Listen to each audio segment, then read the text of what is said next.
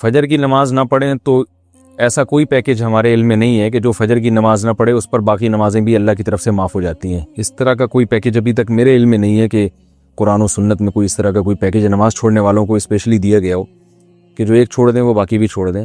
ایسا نہیں ہے. آپ اگر فجر نہیں پڑھتے تو باقی 4 نمازیں پڑھیں، کیونکہ باقی بھی چھوڑیں گے تو اور بڑا گناہ ہوگا، اور فجر چھوڑنا بھی کبیرہ گناہ ہے.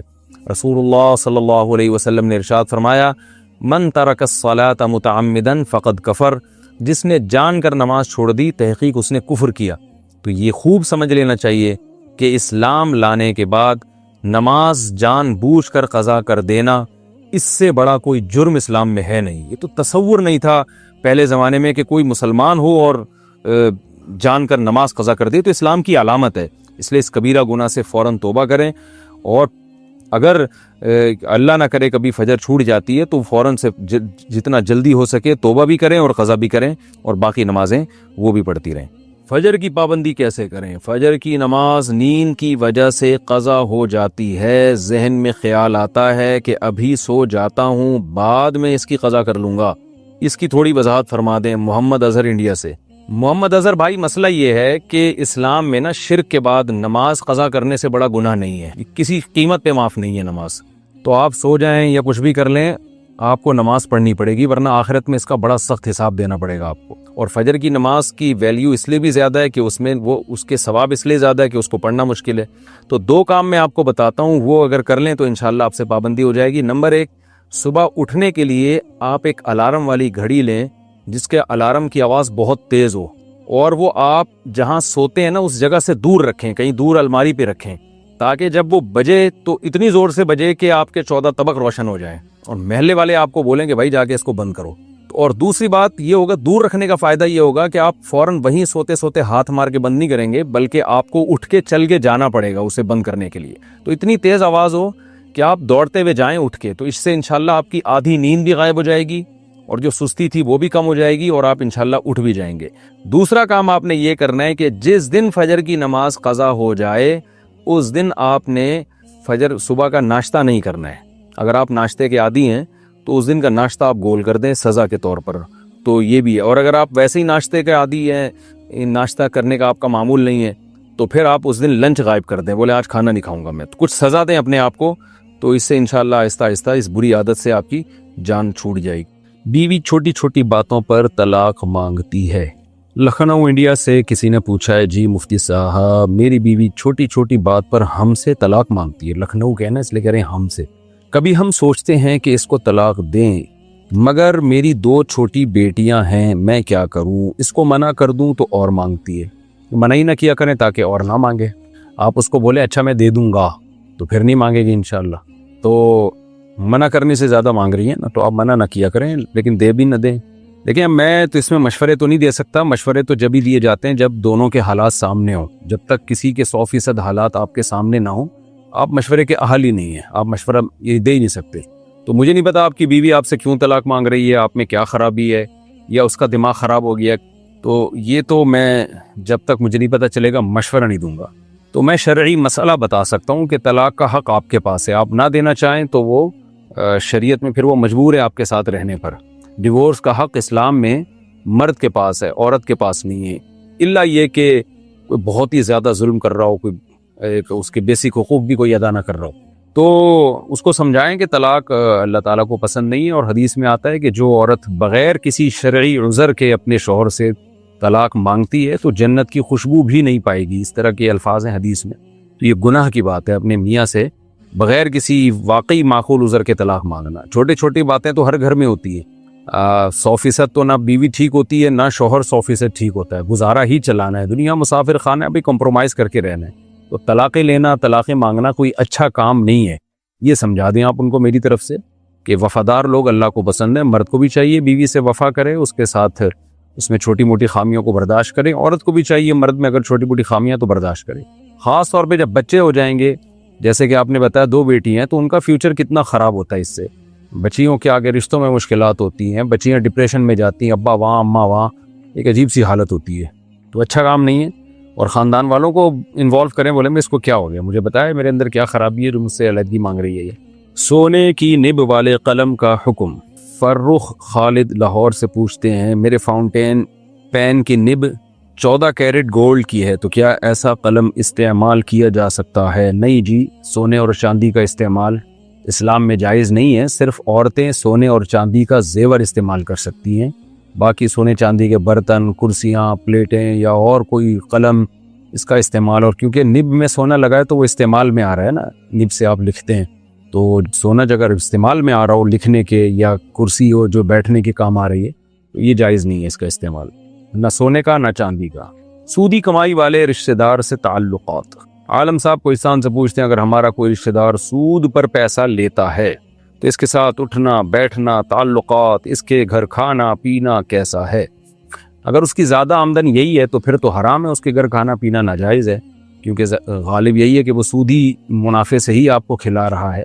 ایک ہوتا ہے سودی قرضہ لینا، خوب سمجھ لیں، اس میں حرام قرضے والی رقم نہیں ہوتی، حرام وہ رقم ہوتی ہے جو سود دے رہا ہے آگے کسی کو، تو وہ ناجائز ہے. لیکن اگر لیا ہی سود ہے اس نے، یعنی پروفٹ لے رہا ہے اور وہ خرچ کر رہا ہے، وہ ٹوٹلی حرام ہے. تو اگر ان کی سورس آف انکم میں زیادہ یہی ہے تو پھر ان کے ہاں استعمال یہ کھانا پینا جائز نہیں. باقی تعلقات بھی سلام دعا کی حد تک رکھ سکتے ہیں. تعلقات نیک لوگوں سے زیادہ رکھنے چاہیے جو اتنے کھلے عام. سود کی حرمت تو ایسی ہے کہ اس پر تو سب کا اتفاق ہے، بہت ہی لعنتی عمل ہے یہ. تو اتنے بڑے گناہ کا ارتکاب کر رہے ہیں تو میں یہ نہیں کہہ رہا بد کلامی بد تہذیبی کریں، بس سلام دعا کی حد تک تعلق رکھیں، زیادہ نہ رکھیں. لے پالک بیٹے کے نام جائیداد کرنا.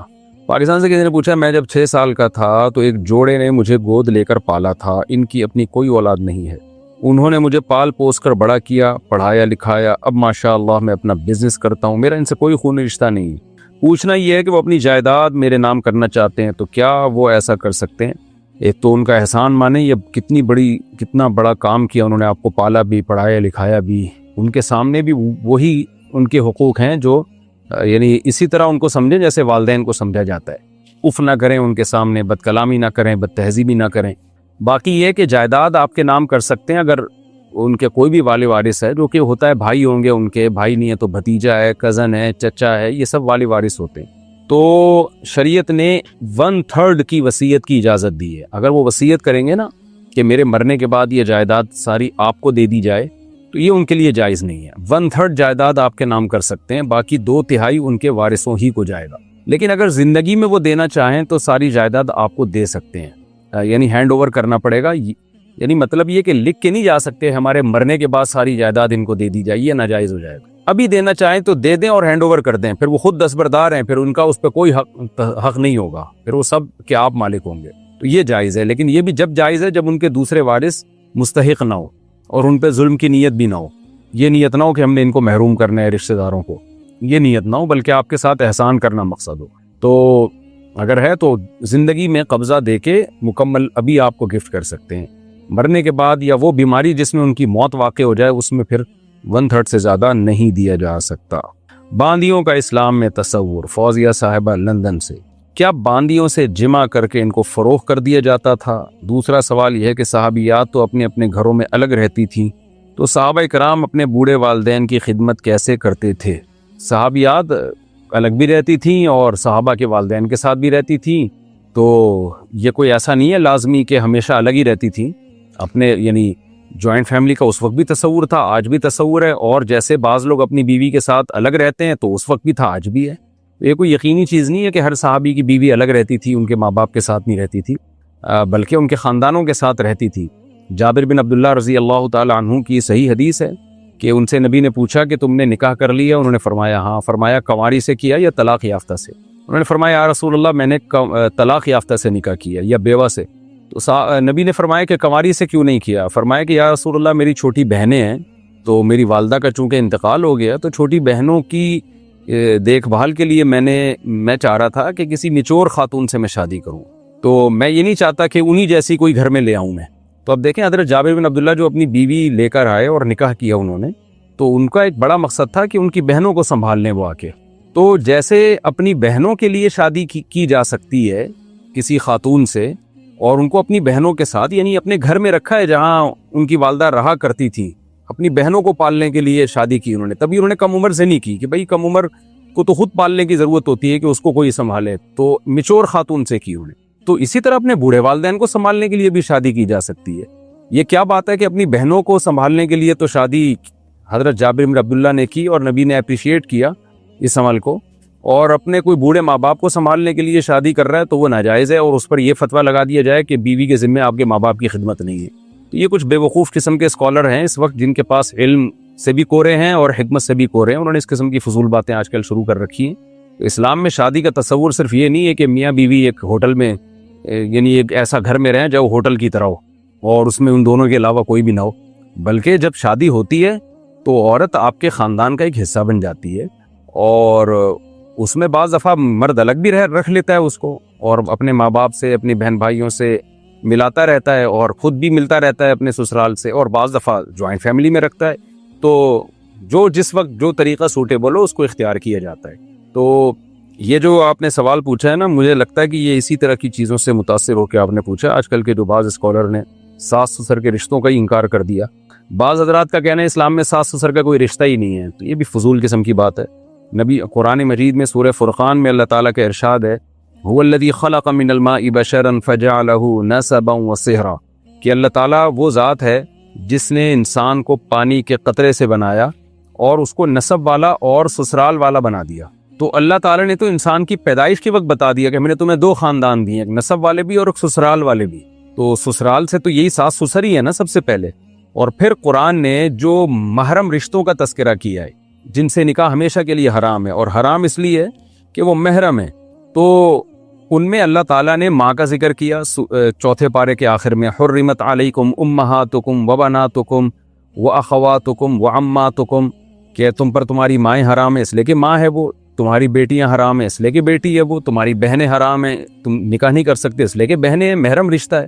تو انہی رشتوں میں اللہ نے ساس سسر کا بھی تذکرہ کیا ہے۔ تو یہ کہہ دینا کہ ساس سسر کا اسلام میں کوئی رشتہ ہی نہیں ہے، یہ فضول بالکل بات ہے۔ اتنے اہتمام کے ساتھ اللہ نے کہا وہ امہات نسائکم، تمہاری بیویوں کی مائیں اور تمہاری بیویوں کی بیٹیاں، جو ستیلی بیٹی کا بھی ایک رشتہ ہے ستیلے باپ سے۔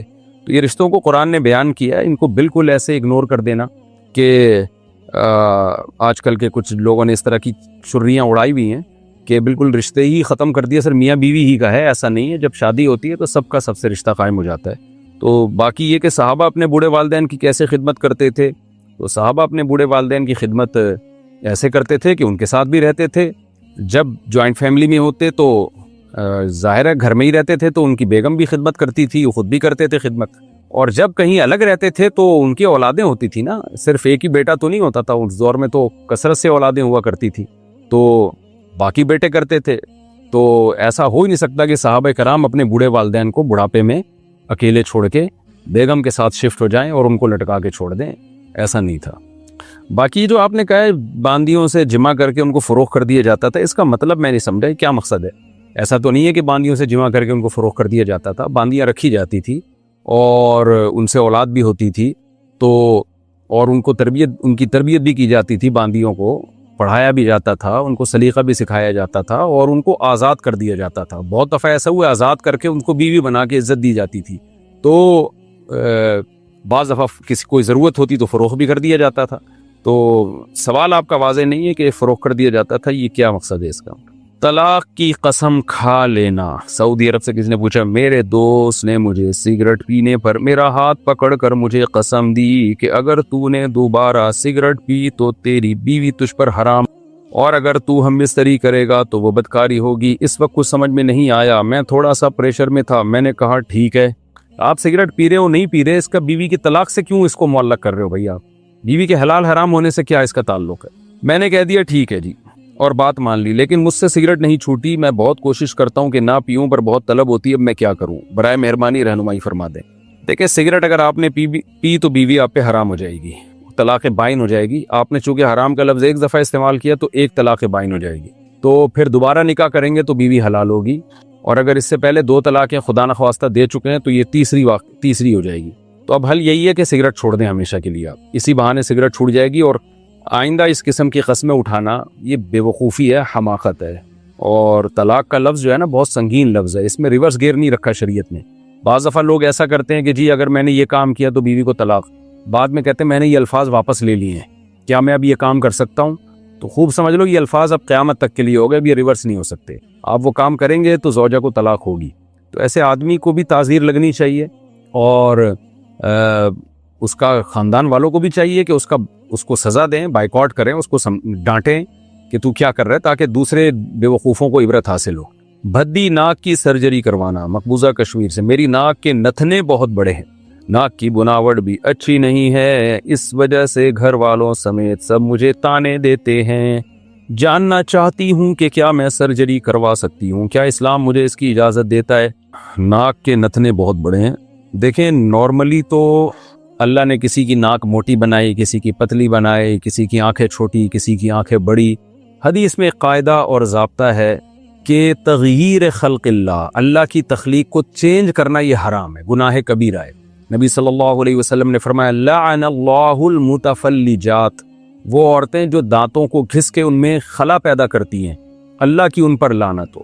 عرب میں ہوتا تھا کہ دانت ہے نا چپکے ہوئے ہوتے ہیں، تو جو دو دانتوں کے درمیان تھوڑا خلا ہوتا ہے، گیپ ہوتا ہے، تو وہ ذرا اچھا لگتا ہے، تو بعض لوگ یہ کرتی تھیں خواتین کے گھسوا دیتی تھی تاکہ گیپ پیدا ہو جائے۔ آپ نے اس عمل سے منع کیا اور حرام قرار دیا۔ تو کوئی بھی اپنی باڈی میں کانٹ چھانٹ کر کے باڈی کے اسٹرکچر کو چینج کرنے کی کوشش کرنا یہ اسلام میں حرام ہے۔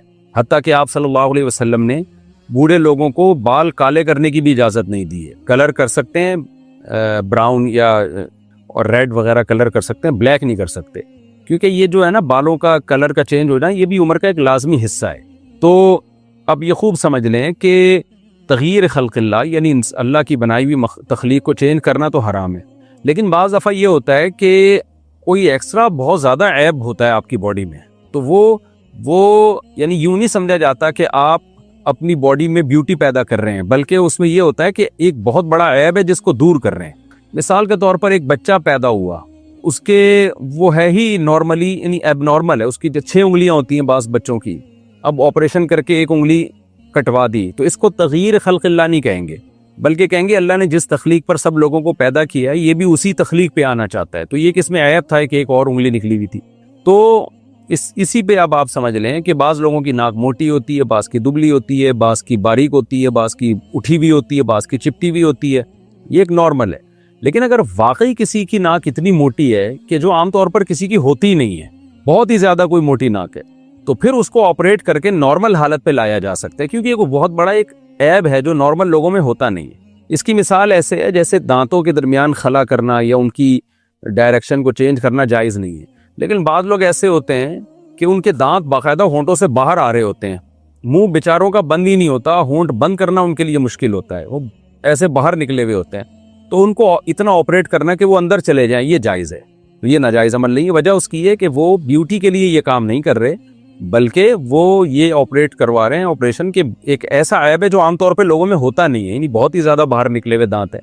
تو اسی طرح خوب سمجھ لیں کہ اگر کوئی عام نارمل ہٹ کے آپ کے ناک کا کوئی ڈیزائننگ ایسی ہے جو کسی خاتون کی ہوتی نہیں ہے، پھر عورت کا معاملہ اس میں اور زیادہ حساس ہے۔ مردوں کے لیے تو یہ بیوٹی کی اتنی ویلیو نہیں ہے، لیکن عورت کے لیے تو آگے رشتے کے مسائل کھڑے ہوتے ہیں، اس کے لیے لڑکی کے لیے لوگ نکاح کا پیغام لڑکیوں کو جو دیتے ہیں ان میں سب سے پہلے تو ان کی اٹریکشن کو دیکھا جاتا ہے کہ اس میں کتنی اٹریکشن ہے، اور مردوں میں آمدن کو دیکھا جاتا ہے۔ تو اب اگر کوئی بہت ہی زیادہ بھدی ناک ہے تو پھر اس کو آپریٹ کر کے نارمل کنڈیشن میں لایا جا سکتا ہے۔ پھر یہ نہ کریں کہ ڈاکٹر سے کہیں کہ ایسی ناک بنا دو جو بالی ووڈ کی فلاں اداکارہ یا ہالی ووڈ کی فلاں اداکارہ کی ناک ہے، ویسی نہیں، آرڈر پہ ایسی ناک نہ بنوائیں۔ اتنا کر دیں کہ بھئی یہ جو بہت زیادہ بھدی ناک ہے جو عام طور پر کسی خاتون کی ہوتی نہیں ہے، دیکھتے ہی پتہ چل جاتا ہے بھئی یہ یعنی ایک عجیب سے لگتا ہے دیکھنے میں، وہ تو اس کو نارمل حالت میں لایا جا سکتا ہے آپریٹ کر کے۔ تو یہ عمل تغییر خلق اللہ نہیں کہلائے گا، بلکہ اصلاح خلق اللہ کہلائے گا، کہ اللہ کی تخلیق تھی، جو کسی ہوتا ہے 100 میں کوئی ایک آدھ ایسے بھی پیدا ہو جاتے ہیں جو ایک طرح کے معذور ہوتے ہیں، تو ان کو ٹھیک کرنا، تو وہ ایک طرح کی معذوری ہے جس کو ٹھیک کیا جا رہا ہے، تو اس کی گنجائش ہے، پھر آپ کے لیے جائز ہے یہ۔ لیکن ایسا نہ ہو کہ عام لوگ اس فتوے سے فائدہ اٹھائیں اور وہ کہیں کہ اچھا ہماری تو تھوڑی سی موٹی ناک ہے تو ہم اس کو باریک کر لیتے ہیں، اور ہماری تو باریک ناک ہے ہم تھوڑا موٹا کر لیتے ہیں اس کو، یہ جائز نہیں۔ اسی طرح جیسے کسی کے ہونٹ بہت ہی زیادہ بھدے ہوں، موٹے ہوں، جو عام طور پہ کسی کے ہوتے نہیں ہیں، تو وہ پلاسٹک سرجری کروا سکتا ہے، لیکن نارملی جو عام طور پہ کسی کے ہونٹ موٹے ہوتے ہیں، کسی کے باریک ہوتے ہیں، تو اس کے لیے جائز نہیں ہے۔ آن لائن قرآن مجید خریدنا، شہنشاہ عالم میڈیا سے پوچھتے ہیں قرآن پاک کو آن لائن خرید سکتے ہیں یا نہیں؟ پرابلم یہ ہے کہ وہ اور سامان کے ساتھ بیگ میں رکھ کر لاتے ہیں اور بائک پر پیچھے رکھتے ہیں، کیا اس طرح سے آن لائن خریدنا صحیح رہے گا؟ خریدنا جائز ہے، قرآن آن لائن خرید سکتے ہیں. بائک پہ اگر وہ آگے رکھ لیں تو زیادہ اچھا ہے، اگر مجبوری ہو تو پیچھے رکھ سکتے ہیں. بے ادبی جائز نہیں ہے قرآن مجید کی، لیکن اگر کہیں ضرورت ہو، اب اتنا سارا سامان ہے تو وہ کیا کہاں رکھے گا بیچارہ، تو سامان کے ساتھ رکھا جا سکتا ہے. بہتر یہی ہے کہ بائک پہ آگے رکھ لیں، لیکن اگر ضرورت ہو تو پھر مجبوری میں پیچھے رکھنا بھی جائز ہے. تو اس عمل کو پھر بے ادبی نہیں کہیں گے. حد سے زیادہ دوستی. مفتی صاحب، میں نے رہائشی مدرسے میں عالمہ کا کورس کیا ہے اور اپنا مدرسہ بنانا ہے. میں نے مدرسے میں پیش آنے والے ایک مسئلے کا پوچھنا ہے جس سے میں انتہائی عاجز ہو چکی ہوں. آج کل مدارس میں بنات کی آپس میں حد سے زیادہ دوستی ہوتی ہے. ہمارے مدرسے میں کھلم کھلا نہیں، سختی کی وجہ سے. لیکن میرے کچھ سوال ہیں. کسی لڑکی کے دل میں دوسری کے بارے میں بہت جذبات آ جاتے ہیں جس سے اس کی پڑھائی متاثر ہوتی ہے، چاہے وہ بولنا بھی چھوڑ دے لیکن دل سے جذبات نہیں جاتے. اس کا کیا حل ہونا چاہیے؟ مدرسے کے ماحول میں یہ مسائل بہت سنگین ہوتے ہیں. صرف ذہن میں بات ہونے سے ہی اچھی بھلی طالبات کی استعداد گر جاتی ہے. برائے مہربانی اس لحاظ سے جواب عنایت فرمائیں. بندہ بے بس ہو جاتا ہے لیکن کسی کو بتا نہیں سکتا. جہاں بھی لڑکیاں اکٹھی ہاسٹل میں رہیں گی یا بہت ٹائم ساتھ گزاریں گی یا لڑکے اکٹھے رہیں گے تو اس میں ہوتا یہ ہے کہ یہ جو ایج ہے نا، ٹین ایجر لڑکے جو ہوتے ہیں یا لڑکیاں ہوتی ہیں، 13 سے لے کے 23-24 سال تک کی عمر، اس میں جذبات بہت زیادہ ہوتے ہیں. بلکہ 13 بھی اب زیادہ، آپ 11 سمجھ لیں اس کو. یہ وہ عمر ہے جس میں دوستیاں بہت خطرناک حد تک ایکسٹریم لیول پہ پہنچ جاتی ہیں. تو برائیاں بھی اسی عمر میں پھر ہوتی ہیں، عشق معاشقے بھی اسی عمر میں ہوتے ہیں. جب انسان بڑا ہو جاتا ہے تو عشق معاشقے ختم ہو جاتے ہیں. جہاں ہونا چاہیے عشق وہاں بھی نہیں ہو رہا ہوتا. تو کیونکہ وہ جذبات نہیں رہتے نا، وہ ہارمونز میں جو آپ کے وہ جذبات پیدا کرنے والے ہارمونز ہیں وہ عروج پہ ہوتے ہیں اس عمر میں. تو اس عمر میں والدین کی بھی ذمہ داری ہوتی ہے، ٹیچروں کی بھی ذمہ داری ہوتی ہے کہ بچوں میں بہت زیادہ جذباتی ہونے کا ٹائم ہے تو ان کو دوستیوں سے بچائیں وہ. اور خاص طور پر لڑکیوں میں یہ ہوتا ہے کہ کوئی تھوڑی سی شکل کی اچھی ہوگی یا بات چیت اچھی کرتی ہے تو لڑکیاں اس کی طرف مائل ہونا شروع ہو جاتی ہیں. لڑکے جہاں ہاسٹل میں اکٹھے رہتے ہیں یا کہیں مدرسے میں رہیں گے تو جو ذرا خوبصورت ہوگا تو یہ عمر ایسی خطرناک ہے نا، اس کی طرف طبیعت مائل ہونا شروع ہو جائے گی. اور شادیاں ٹائم پہ کرتے نہیں ہیں. اللہ میاں نے تو یہ عمر رکھی ہے نکاح کے لیے، بلوغت کی جو ابتدائی عمر ہے وہ شادی کے لیے رکھی ہے تاکہ وہ جذبات صحیح جگہ استعمال ہو جائیں. تبھی نبی صلی اللہ علیہ وسلم نے حکم دیا کہ بالغ ہوتے ہی نکاح کر لو، تاکہ جب وہ ٹوٹ کے جذبات ہیں نا محبت والے وہ صحیح جگہ ہو جائیں. شوہر جب نکاح کرے گا لڑکا تو بیوی سے اس کو بہت زیادہ عشق ہو جائے گا، بہت زیادہ محبت ہو جائے گی، اور لڑکی کو اپنے شوہر سے بہت زیادہ محبت ہوگی. اس لیے اسلام کم عمری میں نکاح کو پروموٹ کرتا ہے. کم عمری سے مراد بلوغت کے بعد. ایسا نہ ہو کہ بچپن میں ہی نکاح شروع کر دیں ان کا، یعنی وہ تو کرنا آپ نے بالغ ہونے کے بعد بھی نہیں ہے، لیکن میری بات کا کوئی غلط مطلب نہ لے.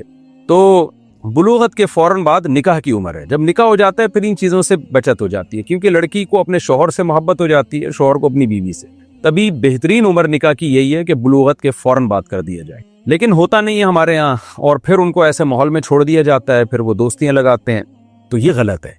ہمیں تو یاد ہے جب ہم مدرسے میں پڑھتے تھے، ہمارے شیخ حضرت مفتی رشید احمد صاحب رحمہ اللہ تعالیٰ کی طرف سے پابندی تھی، بھائی کسی لڑکے کو بھی کسی لڑکے سے بھی فری ہونے کی اجازت نہیں ہے. صرف سلام دعا، اس سے زیادہ دوستی کی اجازت نہیں ہے. تو ہمارے اکابر نے تو اس کا بڑا خیال کیا ہے کہ بنین کا مدرسہ ہو یا بنات کا مدرسہ ہو، دوستیوں پہ پابندی کہ آپ کسی سے فری نہیں ہو سکتے. اپنے کام سے کام رکھیں، سلام دعا سب سے رکھیں، السلام علیکم، وعلیکم السلام، خیریت سے ہیں، بس اپنا مطالعہ اسٹڈی. جہاں دیکھا دو لڑکے اکٹھے بیٹھے ہوئے ہیں، جا رہے ہیں آ رہے ہیں، بھائی سوال ہوتا تھا یہ آپ کا کیا لگتا ہے، کیوں آپ فری ہو رہے ہیں؟ تو صرف یہاں نہیں بلکہ ہر جگہ ہمیں پابندی تھی کہ آپ نے کسی سے بھی دوستی نہیں لگانی ہے. یہاں تک پابندی تھی بھئی آپ دکان پہ کوئی چیز خریدنے جاتے ہیں تو خرید کے واپس آ جائیں. ایسا نہیں ہے کہ دکاندار سے آپ فری ہونا شروع ہو جائیں، اس سے ویسے بھی انسان کے اخلاق خراب ہوتے ہیں. یہ عمر بہت ہی خطرناک ایج ہوتی ہے. صرف اپنے بہن بھائیوں سے دوستی ہو. یہ جو آج کل نسل روکی جا رہی ہے نا، اس کا ایک بہت بڑا سائیڈ افیکٹ یہ بھی ہے کہ بچے کو گھر میں بہن بھائی ملتے ہی نہیں تو پھر وہ ادھر ادھر دوستیاں لگاتا ہے. بہن بھائی آپس میں ایک دوسرے کو خراب نہیں کرتے، کزن بھی خراب کر دیتے ہیں. یہ خوب سمجھ لیں، کزنوں میں بھی بڑے مسائل کھڑے ہو جاتے ہیں. بچپن سے ہی کزنوں کے غلط تعلقات شروع ہونے کا خطرہ ہوتا ہے. یہ بہت ڈینجرس ہے. تو بچوں کو آپ بہن بھائی دیں. ماں باپ کو چاہیے کہ اولاد پیدا کریں، بچوں کو گھر میں ہی بہن بھی ملے، بھائی بھی ملے. ہر بچے کی ہر بہن بھائی سے نسبت بھی نہیں ہوتی، کسی کی کسی سے دوستی ہوتی ہے، کسی کے کسی سے. لیکن جب ان کو گھر میں ہی ایسا انوائرمنٹ مل جائے گا اپنی باتیں شیئر کرنے کے لیے تو پھر ادھر ادھر وہ دوستیاں نہیں لگاتے. تو یہ خوب سمجھ لیں، آپ نے بہت اچھی بات کی طرف توجہ دلائی ہے کہ اس عمر میں لڑکیاں ہوں یا لڑکے ہوں، ان کے ڈیزائرز بہت زیادہ ہوتی ہیں، یہ عشق معاشقے بہت زیادہ ہوتے ہیں، چاہے وہ ایک ہاسٹل ہو یا مدرسہ ہو. کیونکہ وہاں بھی انسان ہی ہے، یہاں بھی انسان ہے، تو نیچر تھوڑی چینج ہو جاتی ہے، چاہے آپ دینی ماحول میں پڑھ رہے ہو یا برائی کے ماحول میں پڑھ رہے ہو، یعنی غلط چیز پڑھ رہے ہو یا صحیح چیز پڑھ رہے ہو، تو جب دوستی آؤں گی تو خرابی کی طرف ذہن جاتا ہے۔ تو اس میں دینی مدارس میں بھی اس کا خیال کرنا چاہیے۔ میں جن بڑے مدارس کو جانتا ہوں اس میں تو تھوڑا اس کا خیال ہوتا ہے، لیکن یہ کہ تمام مدارس میں اس کا ہم نے جو اپنے بڑوں سے سنا ہے، میں کون ہوتا ہوں نصیحت کرنے والا، اور بنات کے مدرسوں میں بھی اس کا بہت زیادہ خیال ہونا چاہیے، نگرانی ہونی چاہیے کہ بھئی آپ کسی سے دوستی نہ لگائیں، بس کام سے کام ہو، سلام دعا سب سے ہو، اور فری ہونے کی کسی سے بھی کوشش نہ ہو، تو ورنہ یہ بگڑنے کی عمریں، ان میں ہومو سیکشولیٹی کی طرف توجہ جانا شروع ہو جاتی ہے، اور پھر اس سے بڑے بگاڑ پیدا ہوتے ہیں، اور جب ایک دفعہ یہ برائی جڑ پکڑ لینا تو پھر چھوٹتی نہیں ہے۔ یہ ہم نے بڈھوں کو بھی دیکھا ہے لڑکوں کی طرف بھاگتے ہوئے، حالانکہ ان کے اندر کوئی طاقت ہوتی نہیں ہے۔ وجہ کیا ہے کہ بچپن میں گند میں منہ مارنے کی عادت پڑ گئی تھی، تو بڑھاپے میں بھی نہیں چھوٹتی۔ وہ لوط علیہ السلام کی قوم کا دیکھیں نا حال کیا ہوا، لوط علیہ السلام ان کو بتا رہے ہیں کہ نکاح کرو، وہ کہہ رہے ہیں میں نکاح میں رغبت ہی نہیں ہے۔ تو یہ جو بھی مدارس کے یا جو بھی ہاسٹل، جن کے پاس ہاسٹل ہے، ان کی بنیادی ذمہ داری بنتی ہے کہ وہ اس کی نگرانی کریں کہ ان ٹین ایجر لڑکوں یا لڑکیاں ان کی آپس میں دوستی نہ ہونے پائے، گہری دوستی نہ ہونے پائے، سلام دعا کی حد تک سیٹ ہے، اس سے زیادہ آگے بڑھنے کی کوشش نہ کریں۔ کہ مولانا شیخ الحدیث مولانا زکریا رحمۃ اللہ نے لکھا ہے نا کہ میں اگر نماز میں، ظہر کی نماز میں کسی شخص کے ساتھ کھڑا ہوا ہوں، اگر میں عصر میں بھی اسی کے ساتھ کھڑا ہوتا تھا نا، تو میرے والد پوچھتے تھے کہ یہ تمہارا کیا لگتا ہے یہ بندہ، کہ ظہر میں بھی اسی کے ساتھ تھے، عصر میں بھی اسی کے ساتھ، کیوں ایک ہی آدمی، کیا مطلب، کیوں اس کے ساتھ ظہر میں بھی عصر میں بھی؟ تو اتنی پہلے زمانے میں نگرانی ہوا کرتی تھی، حالانکہ اس زمانے میں یہ برائی نہیں تھی جتنی اب ہے، تو اب تو اور زیادہ نگرانی کی ضرورت ہے۔ تو اس سے بچوں کو جب عشق معاشقے ہو جاتے ہیں نا، تو پھر ان کے ڈپریشن میں جاتے ہیں، وہ ڈپریشن میں جاتے ہیں، پھر بار بار یادیں ستاتی ہیں ان کو، اور پاگل ہونے لگتے ہیں، وہ صحت خراب ہونے لگتی ہے۔ ماں باپ کو پتہ نہیں ہوتا کہ یہ اس کی کیوں صحت خراب ہو رہی ہے، وہ بچہ ماں باپ کو بتا بھی نہیں سکتا، وہ کیا بتائے گا کہ مجھے فلاں سے عشق ہو گیا ہے کیا، تو اس کو پتہ ہے ماں باپ 2 تھپڑ اور کھینچ کے لگائیں گے مجھے، تو وہ بتا بھی نہیں سکتا یہ باتیں۔ تو شروع سے ہی کنٹرول کریں تاکہ اس برائی کی نوبت نہ آئے۔ اچھا، ایک بات یہ ہے کہ ماں باپ کو، والدین کو چاہیے بچوں کو اسکول میں داخل کراتے ہوئے یا مدرسے میں داخل کراتے ہوئے یہ خود سے بتا دیں، پہلے سے ہی بتا دیں کہ بیٹا کسی سے دوستی لگانے کی آپ کو اجازت نہیں، یہ پہلے سے بتا دیں۔ آج کل یہ چیزیں بتائی نہیں جاتی۔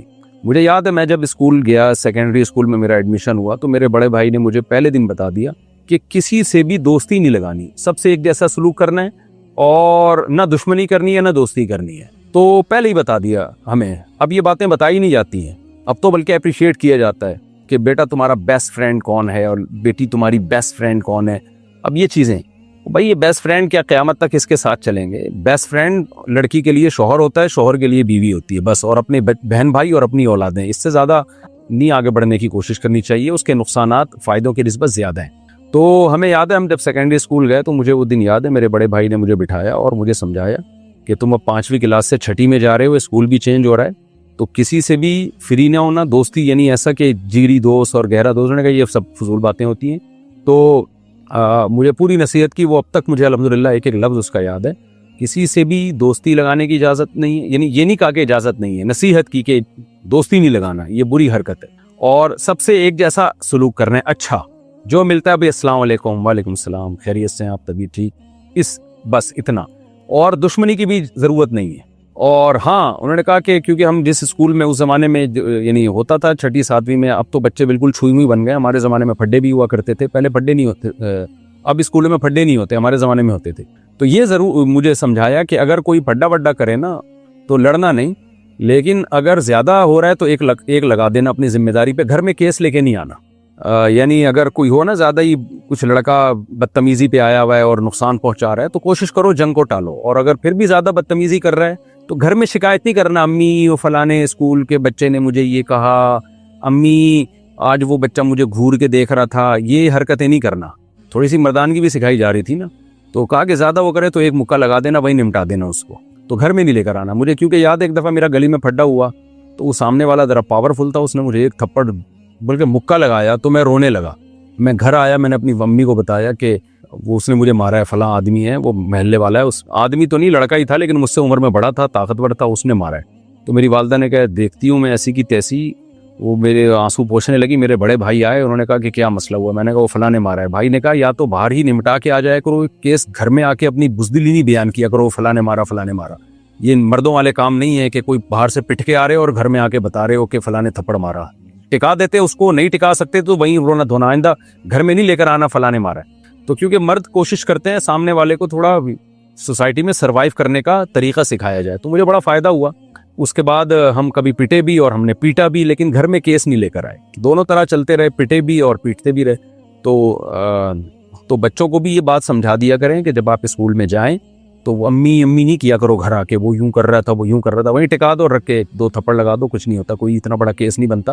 اور اگر نہیں ٹکا سکتے تو صبر تحمل کر کے وہیں رہو. اپنے دکھڑے گھر میں آ کے سنانا یہ مردانگی نہیں ہے. خیر یہ کچھ زیادہ ڈیٹیل میں چلا گیا میں, لیکن اتنی بات ہے کہ ان کو دوستیوں سے منع کریں کہ دوستیاں نہیں لگانی ہے, اس سے سختی سے منع کریں. یہ کوئی اچھی بات نہیں ہے بیسٹ فرینڈ اور مائی بیسٹ فرینڈ کہنے کی حد تک ٹھیک ہے, لیکن اس کے سائیڈ ایفیکٹ میں پھر بتا دوں زیادہ ہیں, اس کے فائدے سے نقصانات زیادہ ہیں. ہنڈی اور حوالے کے ذریعے پیسے بھیجنا. UAE سے کسی نے پوچھا ہے, میں عرب امارات میں رہتا ہوں, یہاں سے اکثر لوگ رقم بھجوانے کے لیے بینکنگ کے علاوہ ہنڈی حوالہ کا طریقہ استعمال کرتے ہیں. ہنڈی حوالے کا کانسیپٹ یہ ہے کہ ہم یہاں امارات میں رقم کسی بندے کو دے دیتے ہیں اور اس کا کوئی نمائندہ ہمیں پاکستان میں کیش کی صورت میں یا ہمارے اکاؤنٹ میں رقم ٹرانسفر کر دیتا ہے. ہنڈی والا 10 درہم اپنا سروس چارج لیتا ہے اور ایکسچینج ریٹ یا جو ریٹ گوگل میں شو ہو رہا ہوتا ہے اس سے زیادہ ریٹ ہمیں دے دیتا ہے. جیسا کہ آج کل درہم اگر ایکسچینج سے بھیجیں تو ہم تو درہم جو ہے 83 روپے کے برابر ہے, اور اگر ہنڈی سے بھیجیں تو ہمیں 87 روپے ریٹ دیتا ہے اور رقم زیادہ ہونے پر ریٹ بڑھا دیتا ہے. پاکستان اور ایمریٹس کے قانون کے تحت تو یہ ایک جرم ہے, مگر شریعت کا اس حوالے سے کیا حکم ہے؟ آج کل کے دور میں جب حکومت عوام الناس کا خون چوس رہی ہے, ٹیکس بھی بہت ہے اور عوام کو ایک سہولت بھی میسر نہیں ہے, تو کیا یہ اضافی ملنے والی رقم یا اس نیت سے ہنڈی سے رقم بھیجیں, یا ہم اس نیت سے ہنڈی سے رقم بھیجیں کہ حکومت تو ٹیکس سے عوام کا بھلا نہیں کر رہی, تو ہم ہی ہنڈی سے پیسے بھیج کر اپنا صدقہ خیرات اور پلس ہنڈی سے جو زیادہ ریٹ ملے گا وہ کسی ضرورت مند کو دے دیں گے, تو کیسا ہے؟ دیکھیں شرعی لحاظ سے فی نفسی ہی تو یہ جائز عمل ہے. آپ کسی کے ذمہ لگاتے ہیں بھائی میں وہاں رقم کہاں پہنچاؤں, تو آپ فلانے کو دے دو, اس سروس کے بدلے میں آپ کو اتنا معاوضہ دے رہا ہوں. اب وہ درہم کے جو بھی ریٹ لگائے وہ ایک الگ بحث ہے. تو فی نفسی تو یہ جائز ہے اور اس سے ملنے والی آمدن بھی حلال ہے, لیکن چونکہ خلاف قانون ہے اور اس سے کنٹری کو نقصان ہوتا ہے, اس لیے علماء اس عمل سے منع کرتے ہیں کہ غیر قانونی کام کرنا نہیں چاہیے. اچھا بھائی, آئی لائنز لگانا. UP سے کسی نے پوچھا ہے خواتین کے لیے آنکھوں پر آئی لائنز لگانا کیسا ہے؟ میں نے سنا کہ یہودی لگایا کرتے تھے. آئی لائنر یہ کیا ہوتا ہے بھائی؟ آئی لائنر یہ کیا ہوتا ہے؟ کاجل کی طرح ہوتا ہے. بہرحال جی یہ کہہ رہے ہیں کاجل کی طرح کی کوئی چیز ہے آئی لائنر, تو لگانا جائز ہے, یہودی تو لگایا کرتے تھے, لگاتے بھی ہوں, تو یہ تو ایک زینت کی چیز ہے نا, اس کا یہودیوں سے کوئی مذہبی رسم تھوڑی ہے. باقی اس میں یہ دیکھ لینا چاہیے کہ کوئی ایسی چیز لگانا کہ اس کی تہ جم جائے اور وضو کا پانی اس میں نہ جائے تو ناجائز ہوگا, جیسے نیل پالش میں. اور اگر صرف زینت برائے زینت ہی ہے یا مینسز کے دنوں میں خواتین لگا رہی ہیں کہ وضو کا کوئی مسئلہ ہی نہیں ہے اس وقت, تو پھر بلا کراہت جائز ہے. خلاصہ یہ کہ یہودیوں کی وجہ سے یہ ناجائز نہیں ہے. پانی پہنچے نہیں پہنچے وہ آپ خود تحقیق کر لیں کہ اس میں پانی پہنچتا ہے کہ نہیں پہنچتا, اور پانی پہنچتا ہے یا نہیں پہنچتا اس کا ایک سادہ پروسیس ہے کہ آپ کاغذ پہ کسی بھی ایسی چیز کو لگائیں جو آپ نے جسم پہ لگانی ہے نا, کاغذ پہ لگائیں, جب وہ خشک ہو جائے تو پانی ٹپکائیں, تو پانی کا قطرہ اگر جذب ہو جاتا ہے اندر تو اس کا مطلب پانی پہنچ رہا ہے, جذب نہیں ہوتا تو اٹ مینس پانی نہیں پہنچ رہا. تبلیغی جماعت میں اختلاف. عباس صاحب انڈیا سے پوچھتے ہیں مفتی صاحب تبلیغی جماعت 2 حصوں میں تقسیم ہو چکی ہے, کون سی جماعت میں جانا چاہیے؟ ہماری مسجد میں اس بات میں بہت انتشار ہو رہا ہے, برائے مہربانی رہنمائی فرمائیں. بھائی میں چھوٹا آدمی ہوں, اتنے بڑے لیول پہ اگر اختلاف ہے تو میں کہاں سے بیٹھ کے اس کو میں آپ کو ہدایت دوں گا. تو جن بزرگوں پہ آپ کو اعتماد ہے انہی سے رابطہ کریں اس سلسلے میں. انتشار نہ پھیلائیں, جو جس میں جا رہا ہے اس کو جانے دیں. انتشار جب ہوتا ہے جب کوئی جا رہا ہے تو آپ گھسیٹنا شروع کر دیں, ادھر کیوں جا رہا ہے ادھر کیوں نہیں جا رہا. تو یہ آپ بڑوں سے رابطہ کریں اس سلسلے میں. توبہ کا طریقہ. انڈیا سے کسی نے پوچھا ہے اپنے سارے گناہوں کی توبہ کیسے کریں؟ بھائی اللہ کے سامنے 2 رکعت پڑھ کے ہاتھ اٹھا کے گڑ گڑائیں, اللہ کی حمد و ثنا کریں, پیغمبر پہ درود پڑھیں, اس کے بعد اللہ کے سامنے گڑ گڑائیں, روئیں. رونا نہیں آتا, رونے کی صورت بنا لیں, اللہ اسی کو قبول کر لے گا. اور اللہ سے کہیں اللہ میں نے جتنے گناہ کیے, جو آنکھ سے, شرمگاہ سے, کان سے, زبان سے, وہ گناہ جن کا تیرے حقوق سے تعلق ہے, وہ گناہ جن کا مخلوق کے حقوق سے تعلق ہے, تیری مخلوق کے, وہ گناہ جو چھپ کے کیے, وہ گناہ جو میں نے علانیتاً کیے, چاہے وہ صغیرہ گناہ ہو چاہے وہ کبیرہ ہو، اے اللہ میں سب سے دل سے تجھ سے توبہ کرتا ہوں، تجھ سے عزم کرتا ہوں کہ آئندہ میں نہیں کروں گا۔ اس طرح سے اللہ کے سامنے گڑ گڑائیں اور دل میں نیت بھی کریں کہ میں نہیں کروں گا، اور وہ اسباب بھی چھوڑ دیں جو گناہ کی طرف لے کے جاتے ہیں، تو یہ سچی توبہ ہے۔ اللہ تعالیٰ سارے گناہوں کو معاف کر دے گا۔ البتہ جو حقوق العباد ہیں، کسی کا قرضہ لے کے کھا گئے ہیں تو وہ دینا پڑے گا آپ کو، اور دوسرا یہ ہے کہ بہنوں کی وراثت نہیں دی تو وہ دینی پڑے گی۔ اسی طرح جو فرائض واجبات چھوڑ دیا آپ نے، ان کی قضا کرنی پڑے گی آپ کو۔ دوبارہ التحیات پڑھنا، انڈیا سے کسی نے پوچھا ہے کیا نماز میں دوبارہ التحیات پڑھنے سے سجدہ سہو واجب ہوگا؟ جی ہاں واجب ہوگا، اگر بھولے سے پڑھ لیے، جان کر پڑھیے تو نماز ہی لوٹانی پڑے گی، کیونکہ نبی صلی اللہ علیہ وسلم سے التحیات ایک ہی دفعہ مشروع ہے، تو اس کا تکرار جائز نہیں ہے۔ خواتین کا بیوروکریٹ بننا، بنت احمد لاہور سے، اگر کوئی عورت قابل اور دیندار ہو اور وہ ملک کی بہتری کے لیے بیوروکریسی میں جانا چاہتی ہو تو دین کے لحاظ سے اس کے لیے افضل کیا ہے؟ نیز عورت کا پردے کی پابندی کے ساتھ کمانے کے لیے گھر سے باہر نکلنا کیسا ہے؟ کچھ لوگ کہتے ہیں کہ صحابیات بھی تجارت کرتی تھیں۔ دیکھیے جائز عمل ہے، ناجائز کی تو کوئی دلیل نہیں ہمارے پاس، باقی یہ کہ مشورہ کیا ہے کہ ایسا کرنا چاہیے کہ نہیں کرنا چاہیے، تو کسی کے جب تک پورے حالات سامنے نہ ہو مشورہ نہیں دیا جا سکتا۔ ایک اوور آل ایک اصول اور ضابطہ بیان کیا جا سکتا ہے کہ اللہ نے عورت کو گھر کے لیے پیدا کیا ہے، اصل ذمہ داری عورت کا گھر سنبھالنا ہے، اور مرد گھر سے باہر، تو ان شعبوں میں مردوں کو جانا چاہیے۔ اگر مرد اتنے شارٹ ہو جائے مارکیٹ سے کہ ضرورت ہی پوری نہ ہو تو پھر عورت بھی مرد کا ہاتھ بٹا سکتی ہے یا جا کے باہر جاب کر سکتی ہے، لیکن اصل ذمہ داری یہ مردوں کی ہے۔ ہم یہ چیزیں دیکھتے ہیں یورپ سے، یورپ کے یہاں تو گھر کا تصور ہی ختم ہو گیا نا، گھر ہے ہی نہیں، ان کی خاندانی نظام ہی تباہ و برباد ہو گیا۔ اسلام تو فیملی سسٹم کو پروموٹ کرتا ہے، اللہ نے انسانوں کو جو بنایا ہے تو خاندانوں میں پیدا کیا، تو خاندان تو عورت سے آباد ہوتے ہیں نا، وہ بھی گھر سے باہر نکل گئی، مرد بھی نکل گیا، تو گھر تھوڑی، وہ تو ہوٹل بن جائے گا جہاں رات کو دونوں کی ملاقات ہو رہی ہے۔ پھر نسل کون بڑھائے گا، بچوں کی تربیت کون کرے گا، بچے کو سنبھالے گا کون؟ تو یہ ساری چیزوں کا پہلے سوچ کے پھر ایسے مشورے لوگوں کو دینے چاہیے۔ تو بذات خود جائز ہے، لیکن شریعت میں یہ قابل تعریف نہیں ہے۔ قابل تعریف یہی عمل ہے کہ عورت گھر سنبھال۔ اس کی میں ایک مثال دیتا ہوں کہ دیکھیں کسی ملک کے پاس 100 طیارے ہیں، 100 جہاز ہیں، اور پائلٹ 110 ہیں، 10 انہوں نے اسپیئر میں رکھے ہوئے ہیں۔ اب میں جاتا ہوں کہ یار مجھے پائلٹ بننے کا شوق ہے، تو گورنمنٹ کیا کہے گی؟ بھائی ہمارے پاس پائلٹوں کی ضرورت پوری ہو گئی ہے۔ میں کہوں نہیں جی یہ میرا حق ہے کہ مجھے پائلٹ بھی بننے دیا جائے، میرا ذاتی حق ہے، آپ مجھے کیوں روک رہے ہیں؟ تو گورنمنٹ کیا کہے گی؟ کہے گی بھائی آپ کو شوق ہے بننے کا، لیکن جب ہمیں ضرورت ہی نہیں ہے تو ہم کیوں بنائیں آپ کو؟ تو ہمارے یہاں جو لبرل طبقہ ہے نا، یہ آواز اٹھاتا ہے کہ خواتین کو بھی ہر شعبے میں جانا چاہیے، وہ ان کی شخصیت کو دیکھ رہا ہوتا ہے، جبکہ دنیا میں لا بنایا جاتا ہے اجتماعی ضرورت کو دیکھ کے۔ تو ہم یہی کہتے ہیں پائلٹ بننے میں، بیوروکریسی میں، جب مرد کم پڑھ رہے ہوں کہیں کسی سوسائٹی میں تو پھر آپ خواتین کو لے کر آؤ، لیکن مرد کم نہیں پڑھ رہے، بلکہ مردوں کی تو بے روزگار مردوں کی تو لائنیں لگی ہوئی ہیں جن کو جگہ ہی نہیں مل رہی ہیں۔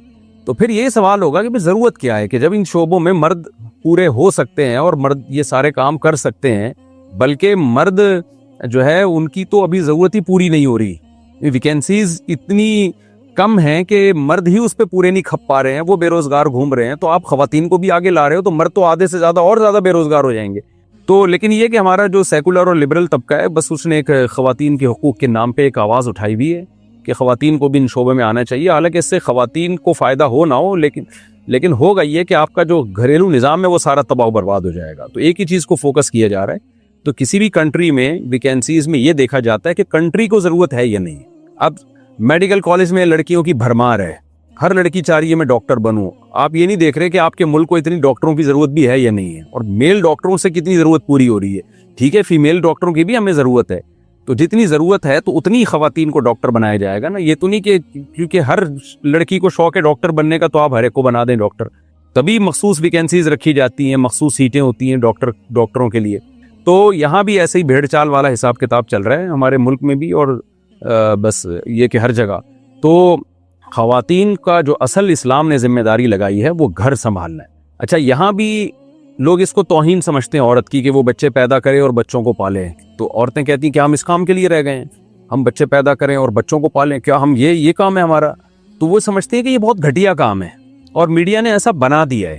یہ خوب سمجھ لیں یہ گھٹیا کام نہیں ہے۔ دنیا میں کوئی بھی شخص جتنے بھی بڑے بڑے عہدوں پر ہے، اس کے پیچھے اس کی ماں نے اس کو جنا بھی ہے، اس کی ماں نے دودھ پلایا بھی ہے، اس کی ماں نے بچپن میں اس کی کیئر کی ہے، بہت محنت کی ہے، جس کی وجہ سے وہ اس مقام تک پہنچا ہے۔ تبھی اللہ تعالیٰ نے ماں کے سامنے اف کرنے پر بھی پابندی لگائی ہے۔ یہ ہے نا کہ مردوں میں تمام پیغمبر جتنے بھی آئے مردوں میں آئے ہیں. اللہ نے عورت کو یہ مقام نہیں دیا کہ عورت کو پیغمبر بنایا, لیکن ہر پیغمبر کو جنا کسی عورت نہیں ہے, اور اس پیغمبر کو اللہ نے حکم دیا کہ یہ تمہاری ماں ہے, اس کے سامنے تم نے اف بھی نہیں کرنا. عیسیٰ علیہ السلام کو حضرت مریم نے جنا ہے. حضرت مریم پیغمبر نہیں تھی, لیکن عیسیٰ علیہ السلام کی وجہ سے حضرت مریم کو اللہ نے کتنا بڑا مقام دیا ہے. اور ماں کی گود میں حضرت عیسیٰ علیہ السلام نے کہا کہ وبرم بوالدتی, اللہ نے مجھے حکم دیا ہے کہ جب حضرت عیسیٰ پیدا ہوئے نا تو ماں کی گود میں اللہ نے آپ کو قوت گویائی دی. اس وقت ماں کی گود میں کہا کہ مجھے جو مقام اور مرتبہ ملا میری ماں کی وجہ سے ملا, تو اللہ نے مجھے حکم دیا میں اپنے ماں کے ساتھ اچھا سلوک کروں.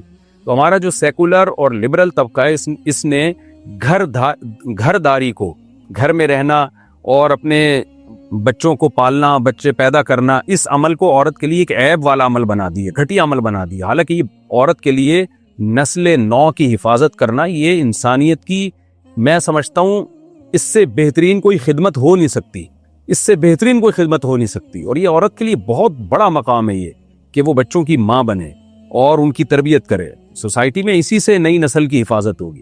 تو اسلام اس سے, یہ جو پروپیگنڈے آج کل ہو رہے ہیں نا, اور جو اچھے اچھے نعرے لگا کے عورت کو گھر سے باہر نکالا جا رہا ہے, اسلام نہیں مانتا, کیونکہ اسلام لوگوں کے جذبات سے متاثر نہیں ہوتا. اللہ کا دین ہے, اللہ وہی بات کرتے ہیں جو برحق ہوتی ہے. تو اس لیے اللہ نے قرآن مجید میں سورہ حجاب میں کہہ دیا وقرن فی بیوتکن, عورت کے لیے اصل حکم یہ ہے کہ گھر میں قرار, گھر داری, گھر کو سنبھالے. ہاں کسی ضرورت سے اگر مجبوری ہو تو ایک الگ بات ہے, لیکن اس کی تحریک چلانا کہ ساری عورتیں مردوں کے شانہ بشانہ دفتروں میں کام کریں اور یہ کریں اور وہ کریں, یہ تحریک ٹھیک نہیں ہے. پرسنلی کسی کو اگر کوئی ضرورت ہو تو ٹھیک ہے, لیکن یا کسی شعبے میں ضرورت ہی خواتین کی ہے تو وہاں تو خواتین کو لایا جائے گا یقیناً, لیکن نارملی یہ اسلام میں پسندیدہ عمل نہیں ہے, اور اس کا عورت کے حقوق سے کوئی تعلق نہیں ہے. اور اس کا نقصان فیوچر میں یہ نکلے گا کہ خاندانی نظام آپ کا تباہ و برباد جیسے کہ ہو چکا ہے بہت حد تک مزید ہو جائے گا. اور وہی ہوگا جو ہو رہا ہے یورپ میں. ان کے ایک پازیٹیو پہلو کو تو ہم دیکھ رہے ہیں جو انہوں نے سائنسی ترقی کی ہے, لیکن اخلاقی لحاظ سے وہ معاشرہ جس تنزل کا شکار ہے وہ ہماری نظروں سے اوجھل ہے. تو وہی نتیجہ نکلے کہ نسلیں ختم ہو رہی ہیں. جاپان میں دیکھیں نا, مرد بھی جاب کرتے ہیں, لڑکیاں بھی جاب کرتی ہیں, نتیجتاً بچے پیدا ہونے ہی ختم ہو گئے. وہ پریشان ہے کہ گروتھ ریشو گر رہا ہے, ان کا نسل ہی ختم ہو رہی ہے ان کی. تو ہمیں ان تحریکوں سے متاثر نہیں ہونا چاہیے. جو ایک نیچر, جو اسلام دین فطرت ہے, جو ہمیں ایک نیچر پہ چلانا چاہتا ہے اسلام, وہ نیچر یہی ہے کہ عورت گھرداری کرے گی اور مرد وہ گھر کے باہر کے کام. اور ان تمام شعبوں میں مصروفیات میں ذکر و تلاوت کا اہتمام کیسے کریں. ابراہیم تنولی اسلام آباد سے. تنولی قوم ایبٹ آباد میں سنی ہم نے. خیر جی, ابراہیم تنولی صاحب اسلام آباد سے پوچھتے ہیں, میرا سوال یہ ہے کہ کالج یونیورسٹی کے طلباء کے لیے دین پر عمل کرنا مشکل ہوتا ہے. بعض لوگ پڑھائی کے ساتھ ساتھ پارٹ ٹائم جاب بھی کرتے ہیں. ہم نے بزرگوں کی عبادات کے بارے میں واقعات سنے ہیں, تو اشکال ہوتا ہے کہ ہم اتنی مصروفیات کے ساتھ کس طرح ذکر و اذکار اور عبادت وغیرہ کی کثرت کر سکتے ہیں. برائے مہربانی گائیڈ کیجیے. دیکھیں, اللہ تعالیٰ کا معاملہ یہ ہے کہ جو مصروف لوگ ہوتے ہیں نا, ان کو تھوڑی عبادت میں اللہ زیادہ برکتیں دے دیتے ہیں, کیونکہ مصروفیت کی وجہ سے ان میں ویسے ہی شیطانی خیالات کم آ رہے ہوتے ہیں. اور جو فارغ لوگ ہوتے ہیں ان کو عبادت بھی زیادہ کرنی پڑتی ہے, کیونکہ فراغت کی وجہ سے ان پہ شیطان کے حملے زیادہ ہوتے ہیں, ان پہ گناہوں کا خطرہ زیادہ ہوتا ہے. تو اس لیے مصروفیت کی وجہ سے اگر آپ کو عبادت, نفلی عبادت کی بات ہو رہی ہے, فرض تو بہرحال کرنے ہی کرنے ہیں نا, تو اگر مصروفیت کی وجہ سے نفلی عبادت کا ٹائم کم مل رہا ہے تو آپ ٹینشن نہ لیں, اس کم میں ہی اللہ برکتیں زیادہ رکھ دیں گے. اس کی مثال ایسے ہے کہ جو لوگ زیادہ باتیں کرتے ہیں نا, اس سے دل بہت خراب ہو جاتا ہے, دل کی روحانیت ختم ہو جاتی ہے. جو ہر وقت ٹر ٹر کرتے رہتے ہیں نا, چخ چخ کرتے رہتے ہیں, باتیں کرتے رہتے ہیں ادھر ادھر, تو دل کی روحانیت بالکل ختم ہو جاتی ہے. جو عبادت سے ایک روحانیت پیدا ہوتی ہے, دل میں صفائی پیدا ہوتی ہے نا عبادت سے, تو باتیں کرنے سے ختم ہوتی ہے, فضول باتیں کرنے سے. لیکن جو ضرورت کی باتیں کرتے ہیں نا, ضرورت, جیسے جو سبزی والا ہے سارا دن آلو پیاز ٹماٹر بیچ رہا ہے, وہ بھی تو بول رہا ہے. تو علماء کہتے ہیں کہ ہم نے بڑے بڑے علماء سے سنا ہے جو تجربے کی بیس پہ انہوں نے یہ بات کہی ہے کہ وہ چونکہ ضرورت کی وجہ سے بول رہا ہے نا, تو اس کے دل میں روحانی کیفیت ختم نہیں ہوتی, کیونکہ وہ ضرورت کی وجہ سے بول رہا ہے. تو ضرورت کی وجہ سے بولنے سے کوئی نقصان نہیں ہوتا. لیکن جو بلا وجہ بولتے ہیں, فضول بولتے ہیں, سارا دن کوئی بولنے کی ضرورت ہے نہیں اور بولتے جا رہے ہیں, تو اس سے دل کی روحانیت خراب ہوتی ہے, دل کا روحانی سکون بھی خراب ہوتا ہے اس سے.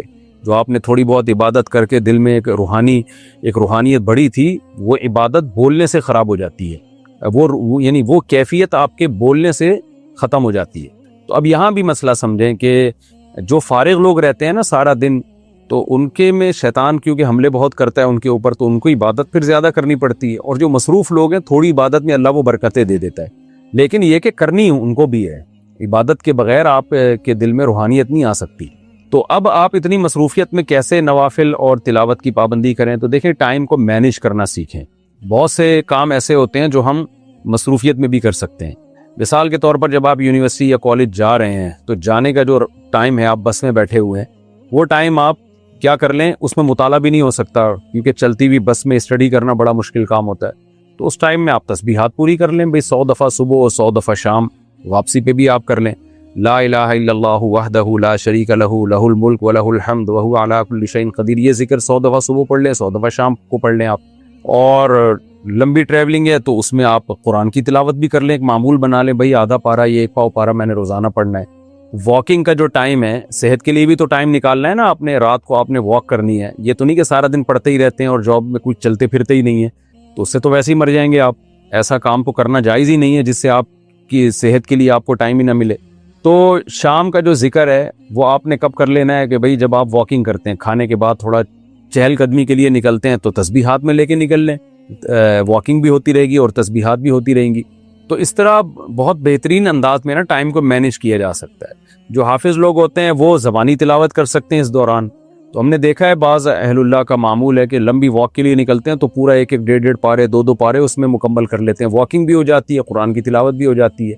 اور تہجد کا اہتمام ضرور کرنا چاہیے، جو نفلی عبادت ہے نا اس کے لیے ٹائم تہجد کے لیے ضرور نکالنا چاہیے۔ تہجد کی 2-4 رکعتیں وہ اتنی اسٹرانگ ہوتی ہیں کہ وہ سارا دن کے لیے کافی ہو جاتی ہے۔